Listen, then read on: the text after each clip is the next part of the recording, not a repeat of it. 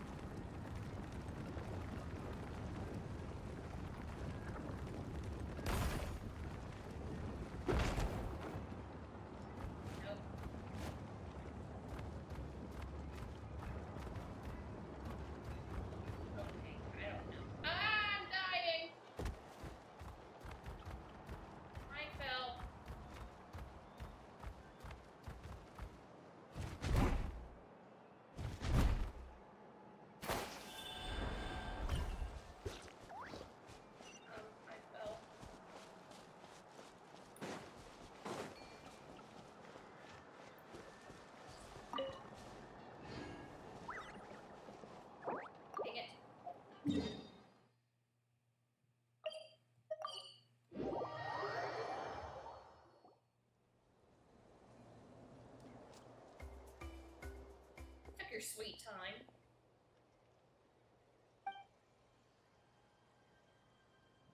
Yeah, I'm sorry to put this on you, Kanich. It's just that you're probably the only person who knows how to deal with her.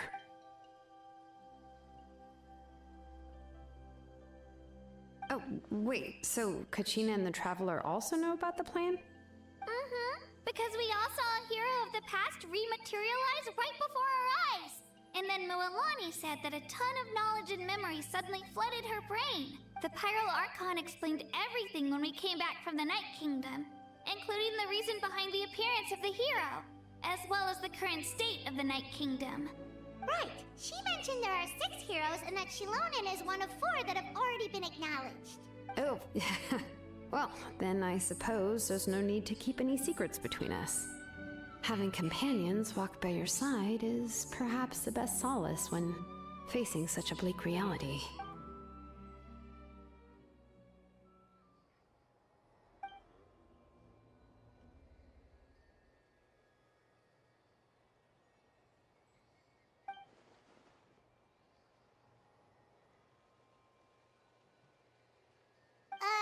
Seat Lolly knows him too?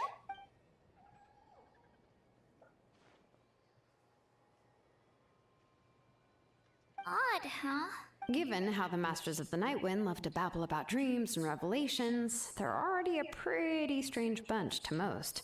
I've never met Auroran, but if they consider him the odd one, he's got to be pretty far out there.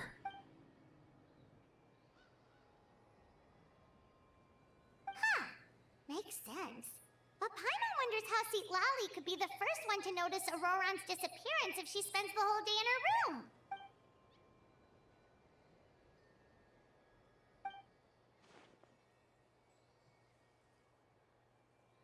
Huh, so if I'm following, You mean we'll help her investigate Roron and the captain's whereabouts?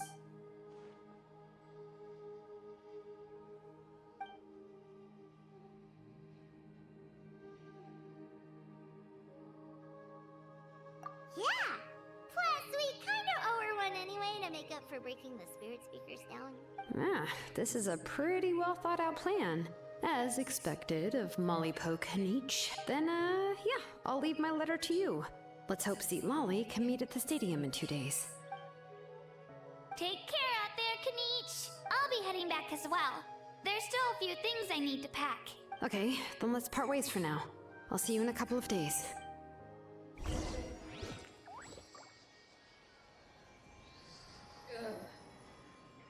Gotta wait again.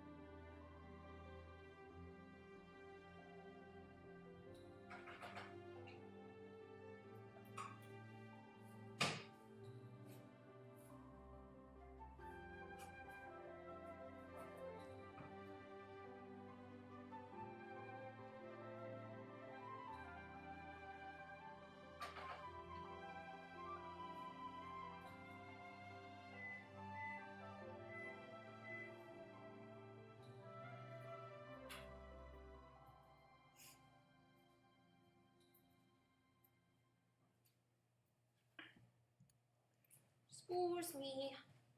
Scores me, scores me. There we go.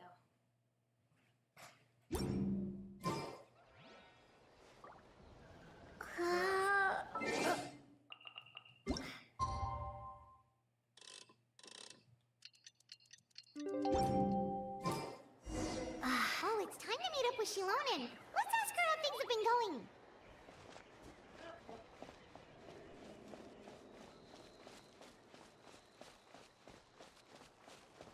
Hey, baby girl. What's here?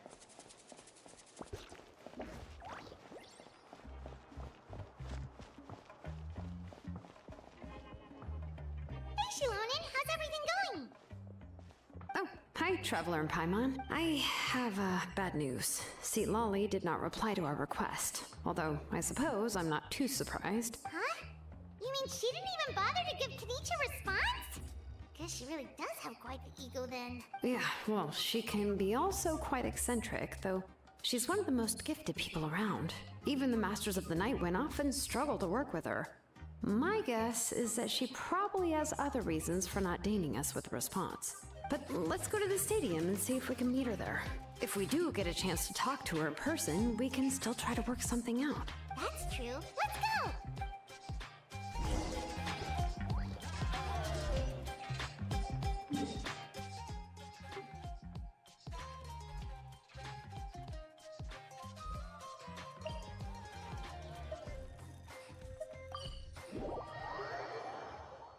What is it, Mifa?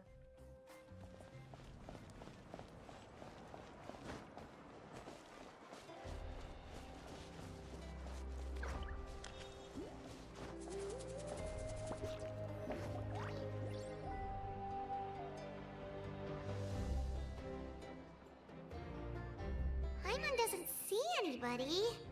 Seems she's just not gonna show up, huh?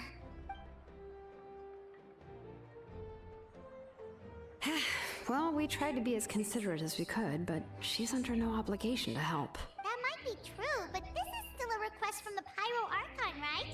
Shouldn't the subject always answer the call of their Archon? A subject? Well, if you ask me, I'd say we're all more like friends with the Archon. Yes, Mawika is our leader, but that doesn't mean there's any kind of tall barrier between us and her. The only thing is that she often has very high expectations of us. I can tell. Huh.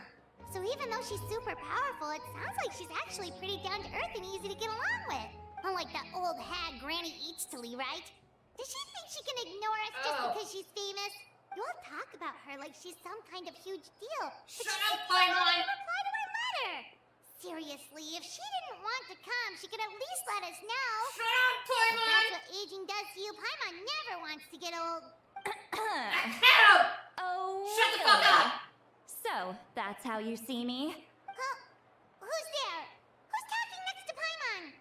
Oh, don't mind me. I'm just a disgruntled old hag, right? Come on, relax. I'm sure my bark's worse than my bite. Huh? See, Lolly. Wait, you're Seat Lolly? You're Granny Eatsley? Yes, Granny Eatsley. But emphasis on Eatsley, not Granny. You're not even old! Ah, you must know this trope from light novels, surely. They use it all the time. The young man who's actually the oldest person in the room. The girl next door who turns out to be a seasoned veteran. The wise sage who looks like a little kid. Oh, wipe that look off your face! You've seriously never seen an older lady that doesn't look her age? No! Okay, well, don't go thinking it's a trick either. See? I'm barely wearing any makeup. Did I forget to mention? She's called Granny, but she's actually pretty young. And you were complaining about the Pyro Archon leaving things out. It was an honest mistake. I guess we've just gotten used to it. I'm sorry! Sorry. How old are you exactly? How old are you actually? What? How dare you? Don't you know it's rude to ask a lady her age? Paimon really didn't mean to offend you, it's just that... your case seems... Shut up, Paimon! weak. Oh, Paimon just wanted to apologize, but now she's putting more and more of her foot in her mouth. Really, Paimon just got a little... Paimon, shut up! You were gonna leave us out to dry. It was my idea to invite you here, Seat Lolly. So if you're upset, you can just take it out on me. All right. I was only joking. I didn't mean to chastise anyone. Jesus! There's really no need to take all this so seriously. If anything, I'm gonna feel awkward if we keep this going. I received Kenichi's letter and was planning to attend this meeting. Since I had already decided to come, I figured there was no need to draft a reply that simply said, "Understood." Besides, just showing up is the most important part. No? I guess. But, of course, it's also natural for people to get held up by one thing or another as they're trying to leave the house. It certainly was a bit awkward to see that everyone else had arrived before me. At first, I was thinking of quietly sneaking over, but since you were already here waiting for me, I started to think about how I should phrase my apology. Only to hear you all talking smack about me. Oh! Anyway, that's the whole story. Honestly, it's not like I owed you an explanation anyway. I swear to God. This is awkward. Huh? What's with that expression? Was she feeling embarrassed just now?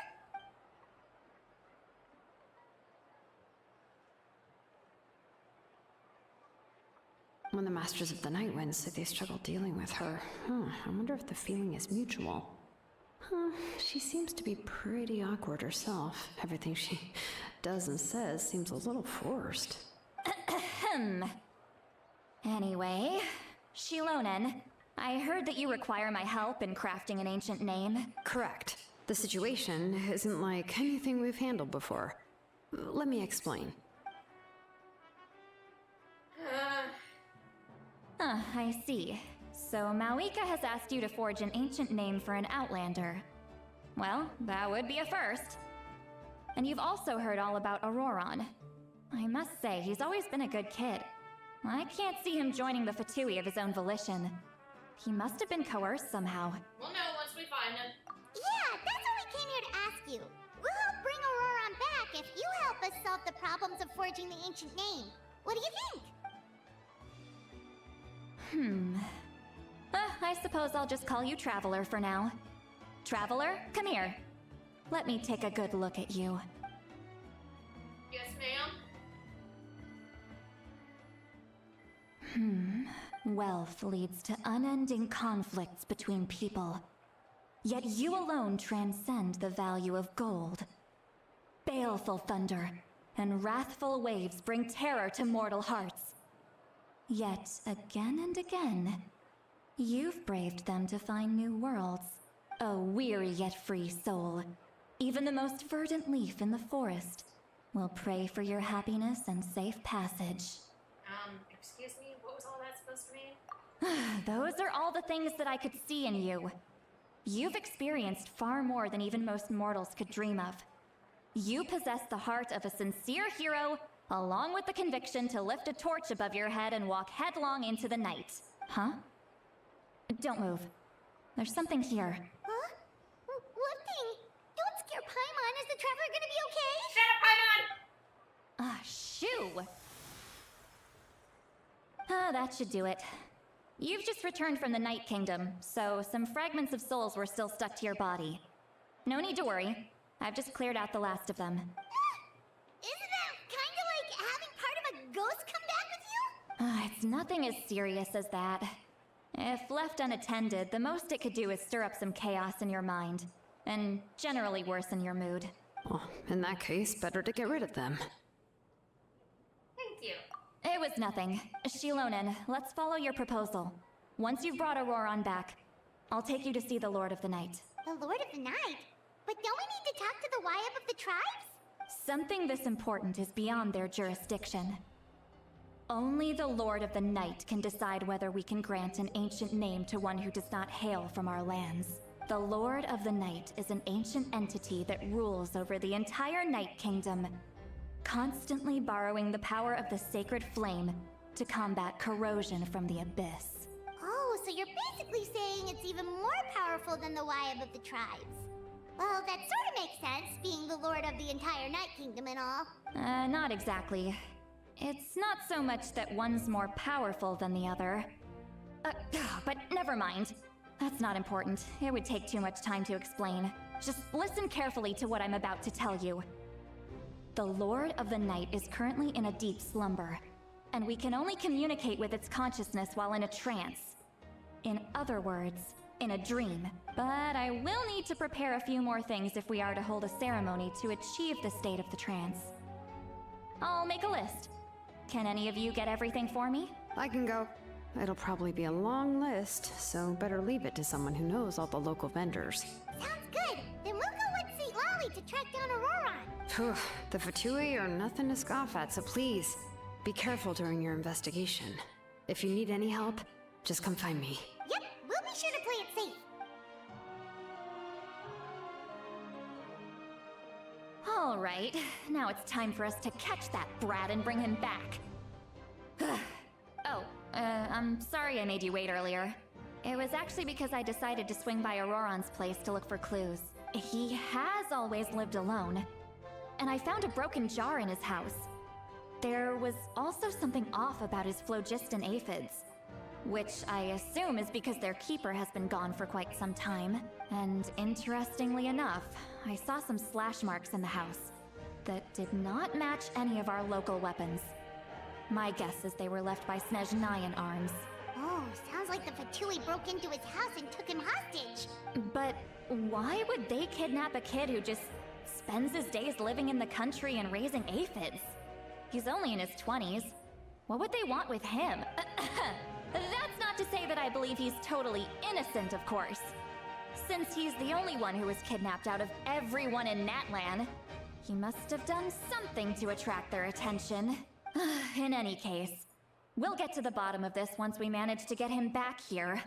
I'm truly sorry to put you two through all this trouble with me. But please help me get him back. You can count on us! All right, then let's start by heading to where Auroron was seen last.